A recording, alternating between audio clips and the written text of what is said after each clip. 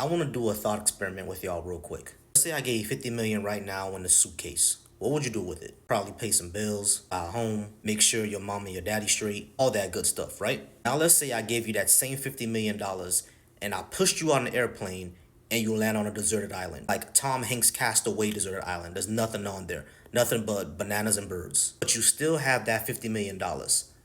How much is it worth now? Anything like most people, that $50 million not gonna be worth much more than to burn it. Hopefully someone sees the fire and comes rescue you, right?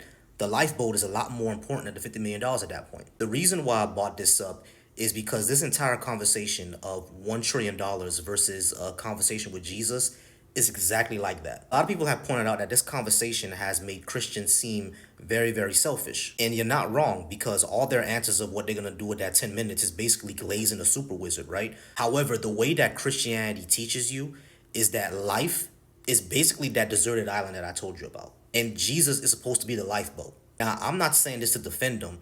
I'm saying this to show just how insidious the ideology of Christianity can be. It causes you to demean yourself so much that you see life, everything that's part of life, children, women, men, your mother, your father, everybody who makes life worth living means nothing.